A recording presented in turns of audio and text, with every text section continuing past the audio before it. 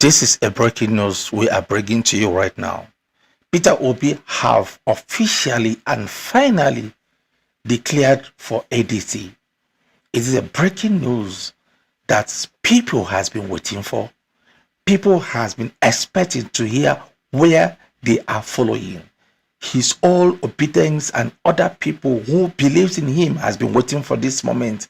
Here it comes. Let's hear from him directly on this very particular day. He has decided to be officially and become part of ADC with other people, Aisha, Yusuf, and other people of obedience that also have officially declared, and we will declare to be part of ADC because our leader, Mr. President Peter Obi, is now officially part of ADC. Let's go and watch that video and we'll come back to analyze it more. God bless you. Please don't forget to like and share if it is what you would like to see more. God bless you.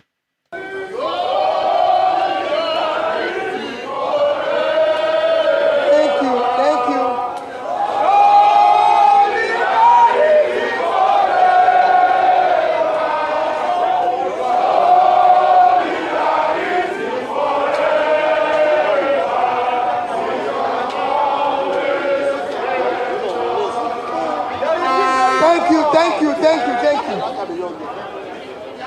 Let me start by just recognizing some of our distinguished leaders that are here. I have to recognize the party chairman, our own dear senior brother, distinguished Senator David Mark. Recognize the chairman of our occasion and our dear father, Chief Simon Okeke, and all the elders that are here, because all the ex-governors here, apart from maybe my junior brother Emeka, and all my seniors, let me say on all protocols very respectfully and duly observed. There's two juniors here. So let me recognize all of them and set all protocols very duly observed. Today is an important day. Today is the last day of 2025. So we are ending this year with a hope that in 2026 we will begin a journey of rescue of our country. For proper socio-economic development that will be unifying and inclusive. We have all watched those who benefited from our democracy sometime now become accessories to destroying our democracy, either through coercion and gangsterism against the opposition. We cannot allow this to happen. We will resist it. We've not seen people who benefited in our democracy be part of celebrating electoral fraud publicly. And we are saying that those who are planning to rig an election in Nigeria come 2027, we will resist it by every means lawful and legitimate. And we are urging this happen because we have weak institutions like INEC, which we are urging them in the coming election. We must do whatever it is to follow the rules and the regulation, starting by educational qualification for eligibility to sit for any election. We can no longer be where they are asking whether this person went to school or not. We have 1 year now to determine who went to school and who didn't go to school. We have 1 year now for people to tell us the school they attended. And when they left those schools, we don't want it to be something we go to court after election. They say it's pre-election matter. We have pre-election situation now to verify everybody who wants to contest the election for Nigeria. And we must follow that. Our commitment is about Nigeria.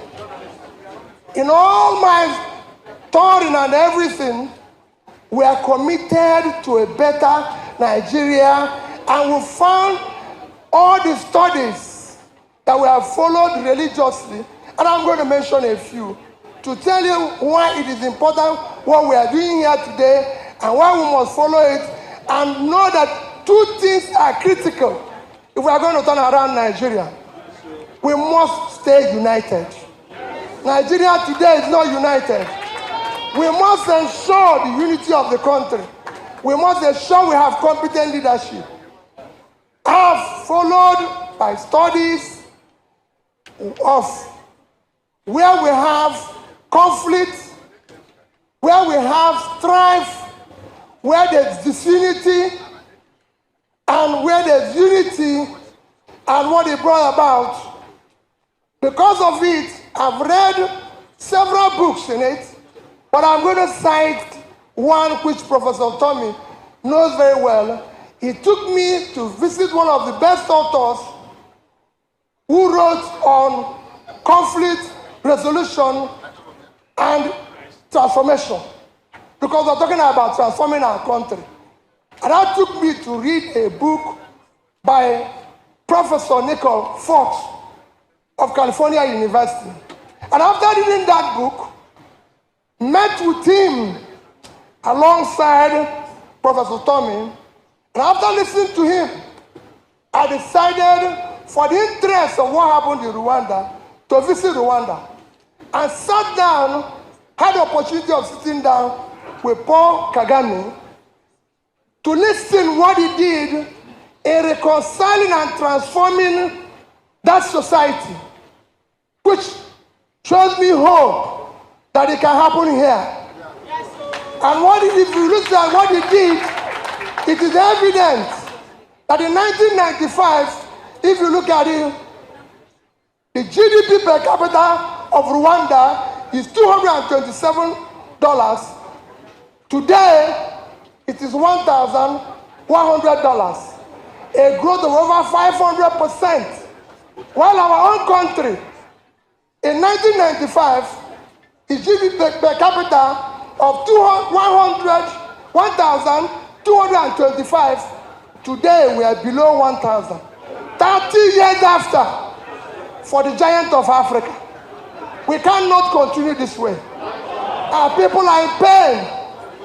That is why we are coming to talk about how do we unify our country.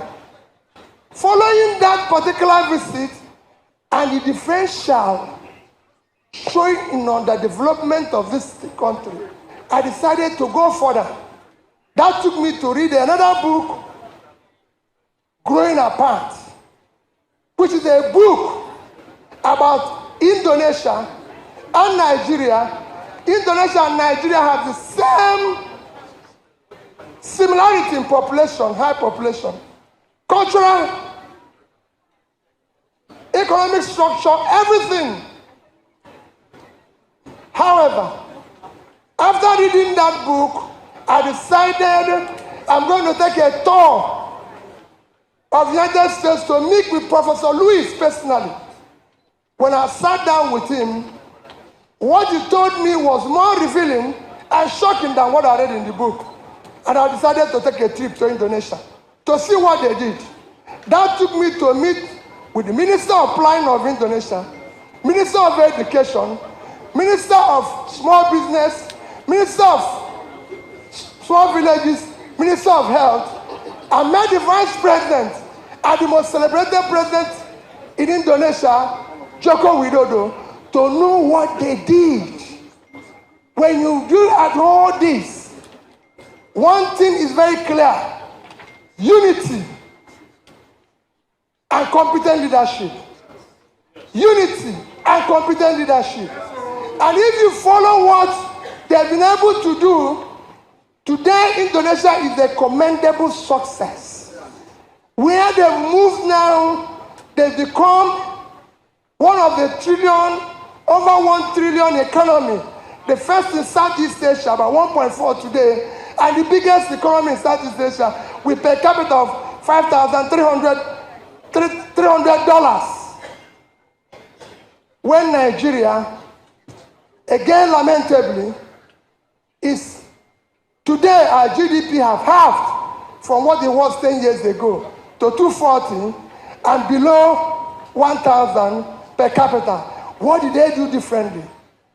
Competent leadership and unity have shown what you can do. In all the studies, like I said, following that, you've listened where somebody who won a Nobel Peace Prize said that Nigeria knows what to do to prosper. The 2024 Nobel Peace Prize winner in economics said Nigeria knows what to do to prosper, but refuses to do it. Professor James Robinson of Chicago University. I spent 3 hours with him in Chicago University to listen about what he has to say. It all boils down to unity, competent leadership that have capacity, have commitment and compassion to change the socio-economic of the country. That is what we are lacking. And that's what we need to change. What they did is not rocket science.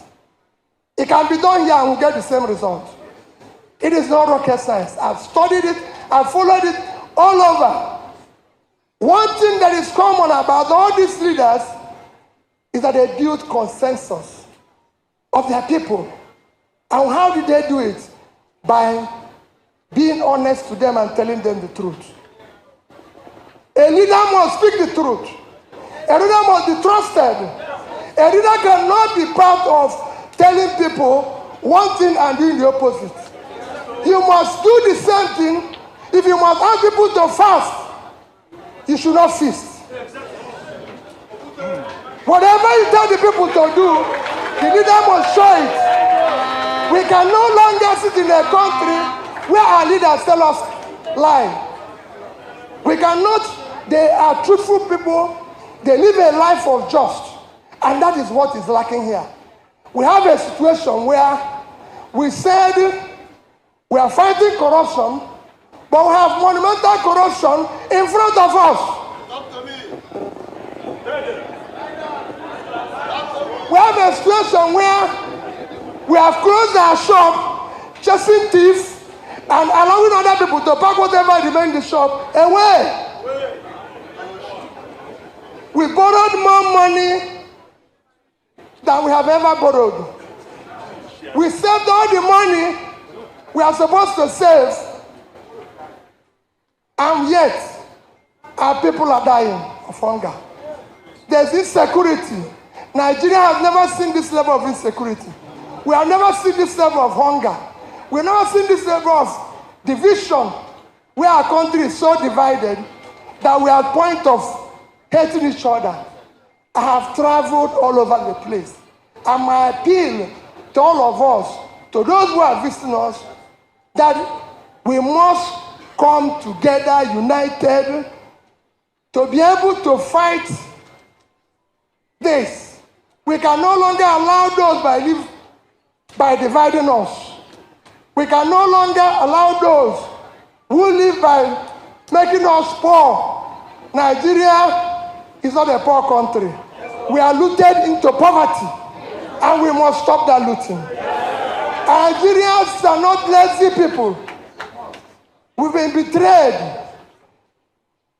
Nigeria, we can no longer continue rewarding criminals. We can no longer allow normalizing what is not normal. We must then change it. And to change it, we must come with unity of purpose. We are now talking about tax regime. How can you, everybody who knows about fiscal policy knows that a tax is a social contract. A social contract that when you empower your people, they become more productive and they pay you more tax. How can you tax people who are unemployed? We have 130 million people living in multidimensional poverty. We have 80 million Nigerians, young Nigerians who are unemployed, and you're talking about tax. You can't grow revenue when people are starving. You cannot grow revenue by throwing people into poverty. You must grow revenue. It's a bank account. You must pay in before withdrawal. These people are withdrawing without paying anything in. That must stop. And all of us here have a destiny to be part of that. To be part of that challenge. That's why we're here. We can't just say we are joining party. Why are we joining party? Are we joining party to continue the same criminality? Are we joining party to change that? We have become a crime scene. We are now called fantastically corrupt. We are now called disgraced nation. We now use everything. And I have gone around the whole state. I've been to IDP camps in Benue, in Plateau, in places where those who are in government fear to go or even fail to acknowledge publicly, denying it. I've been there. I see the people's pain. I see their pain all over. So we must turn around our country. God gave us everything. No country in the world that I can imagine that have what Nigeria has today. How can we be hungry? A country of 923,000 square kilometers. Today we are importing rice. Because they're telling you rice is cheaper. We are importing the rice that makes our rice cheaper. From another country, killing our farmers. When we should be doing it. Tiny country like Bangladesh. Bangladesh, a country with about 1/6 of our size, high population as we are, is producing 10 times what we are producing. In fact, you can compare Bangladesh with our two biggest states. Bangladesh is less than 150,000 square kilometers of land. Our two biggest states, Niger at 76.3 and Borno at 70.8, is about the size of Bangladesh. And we have a population of 171 million. Yet they are producing 10 times the amount of rice we produce. That is unacceptable. We must change this. And that is why we are coming to say that we want to start turning around the country from consumption to production. A new Nigeria is possible. And we cannot make it happen. We can create that what is there. So all of us that are gathered here, I being part of this coalition from day one, because I've heard people say it's trying to defect or join party. I was part of this coalition from day one. So our people know I was part of it when it was being discussed. I was part of it when it was launched. I am saying that we are now calling, I thank all my leaders that are gathered here. You must have leaders if you must be seen as a leader tomorrow. I have leaders here. Achikudenwa is here. Okwesiasa Nwodo is here. Sam Egwu is here. Ben Obi is here. All these people are mentioning today, as you know, Abaribe is here. I know why I'm saying this. These are people who are my senior in age, in politics, in everything. And I thank them that we say we'll be a family. Yes. We are not going to be a family of crime. We are not going to be a family to deprive other people. We are going to be a family of change. A family that will create new Nigeria. That is what the family is all about. We've watched people tell us story in midst of plenty and we're hungry. So we have all come together and to ensure that we become fully member of this coalition of ADC led by distinguished Senator David Mark. That is why we came together. We will in the coming months be able to tell you what this coalition have that is different from what is happening today. Because we must show the difference. That is why you have seen from Osumbo to Tommy, they can't be a professor for nothing. They know what professors are suffering today. So their professorship must come with new ideas. We want to be able to change the country. And we are not just on ourselves going into ADC. We're also begging other people from other political parties. All the opposition must come together for the sake of Nigeria. Whether you are PDP, NPP, or any other party, we are faced with the existential threat, which we must all fight for the sake of our children. A new Nigeria, productive, all-inclusive, united Nigeria, where we will see each other as love, where we will turn around the economy, starting from agriculture and manufacturing. The empty lands of the north must be cultivated, while the factories in the southern part of the country must now function, be employing people. Thank you. May God Almighty. We must now do that and ensure that we will now talk about how we are going to create wealth based on proper physical policy that creates wealth by ensuring that we enrich the people so we can earn more. Those 80 million Nigerian youths, we must give them a hope to drive everything. One of the things that I learned in Indonesia is that 95% of the employment comes from small businesses. And there were many youths. I went everywhere to see what they are doing. And it can be done in Nigeria. Imagine when we empower 80 million youths. And those 80 million youths either employ themselves or add one more person.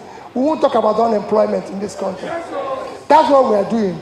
And we have people, senators here, dignitaries here. Look at, we have Ostobu here. He has been advising on economy. We want that he has advice to work on it. We look at Onyemu Gochukwu. There's so many of you that are gathered here. Let us come as a family under the ADC coalition led by David Mark to turn around our dear country, to stop this lamentation, to stop this crying, to make sure that people in ID camp go back to their houses, go back to their farms, to make sure that no Nigerian wakes up hungry. Thank you, and God bless all of you. Thank you.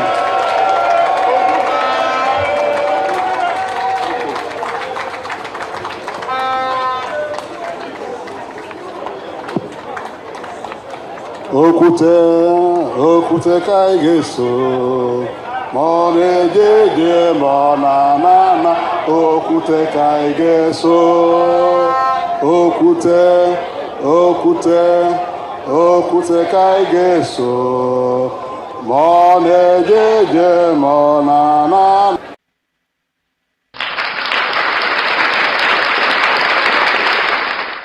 On this day, December 31st, 2025, Peter Obi officially declared his defection from the Labour Party LP to the African Democratic Congress ADC during an event in Enugu. This move is part of a broader opposition coalition strategy aiming to unseat President Bola Ahmed Tinubu in the 2027 general election. The key details of declaration: single-term pledge. Obi stated that if I elected, he intends to serve for only 1 4-year term, urging that this period is sufficient to begin Nigerian transformation and lay a foundation for future progress. 2. Strategic alliance. The ADC has been adopted as the primary vehicle for a coalition that includes other heavyweight political figures such as Atiku Abubakar, Nasir El-Rufai, and Rotimi Amechi. 3rd, leadership structure. Former Senate President David Mark has taken over as the interim national chairman of ADC, with former Osun State Governor Prof. Arebosola serving as national secretary. Resignation from Labour Party. Following the announcement, the Julius Abure, late faction of Labour Party, issued a 48 hours ultimatum to Obi to formally resign his membership, citing rules against dual political loyalty, contest, and implications.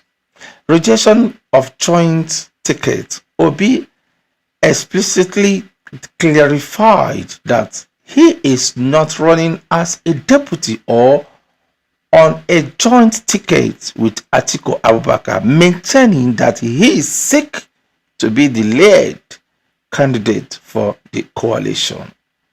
Focus on electoral reform. During his declaration, Obi emphasized the need to verify educational qualification earlier and vowed to resist rigging by every lawful means in 2027. The obedient movement. Obi has called all his supporters and the obedient movement to follow him to ADC, though some analysts suggest the move may cause internal friction within his base. This is the news of the declaration for Peter Obi to ADC. If you think this is not a good move for him, please, let's discuss on the comment section. Whatever it is, what is your mind? Please, let's hear from you on the comment section. And please, we urge you to please like, share, comment. This is a new channel that which we have created to make sure that there will be a very powerful and fitted news that will be coming for you, bringing the 2027 election powerfully unfitted and important news for you. If it is what you would like to hear, please, we urge you to subscribe, like, and share so that you will be one of the best one that will have the news when it will be arrived. Please remain safe wherever you are, and God bless you. I still remain your host, Michael. God bless you. Have a nice day. I will see you in the next video. I remain your host, Pastor Michael. Bye.